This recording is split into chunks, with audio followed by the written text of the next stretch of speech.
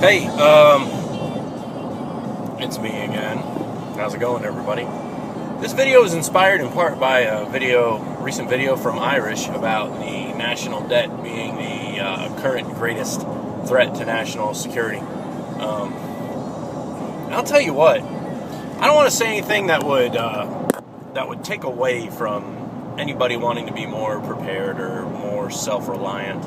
And I think Irish's video is inspired, or was a response from, I think it was Grunt Prepper, which I haven't really gotten around to watching any of Grunt Preppers because I ain't really into fishing, and if I was, I don't think we have Grunt down here. So, I mean, not that there's anything wrong with fishing as part of your preps, but, yeah. I'm just playing, man. Oh, anyway. Now, I hear a lot of stuff about how the parallels to the United States and the Weimar Republic and the debts and everybody's expecting a certain type of financial crash or monetary crisis based on the historical lessons of places like Weimar and Argentina and things like that. What's going to happen, though, and I'm not saying this to take away from the problems that we have in our fiscal responsibility or the problems that we have in the legislature writing checks that they have no intention of paying or cashing. But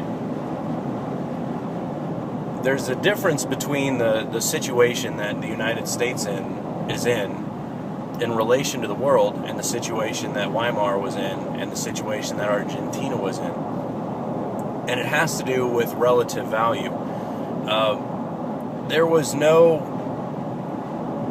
When the Weimar Republic decided to crank up their printing press and just print dollars to pay their war reparations, and they ended up having a deflationary cycle of their labor. And in answer to the deflationary cycle, they decided to print more to fight a contraction. They ended up having a very tragic case of a crash. It just sort of flipped. The balance flipped economically, and they went over the cliff like that. Now, the stuff the United States is facing, it's a matter of the debt is against things that another country's dollar would be based on. And it's like one country's dollar right now isn't really that strong against another country's, if what I'm saying makes sense to you. And in my opinion, there's not so much one-sided gold as a value that will make a country really just blow us out of the water and think, well, the things that this other nation has are of value, so now we're the situation, or let me start over. The circumstance that Irish explained in his video about China invading Hawaii and then taking over the western ports in order to demand duty for the use of those ports, I don't necessarily know about the value of what they would do there. You know, the cost that they would have in doing so. You would see the America about face pretty quick on a lot of things. And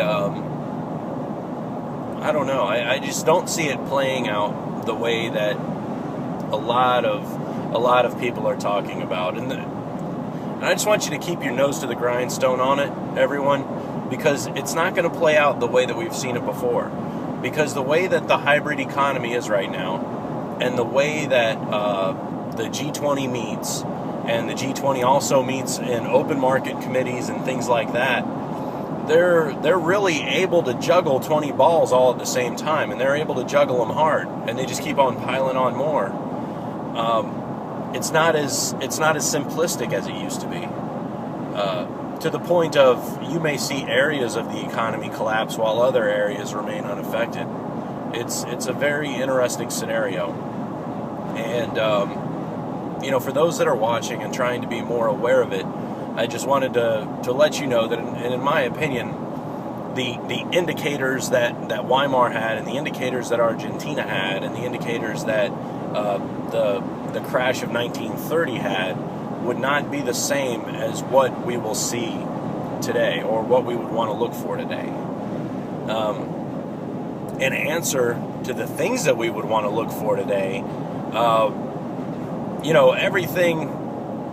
everything was okay in the 30s, for example, until the bond market crashed. And the reason why the bond market crashed had to do with short selling was made illegal, and it ended up causing an imbalance. So instead of taking the option and selling short and repurchasing at a lower price, people just sold off, and it ended up dumping the market.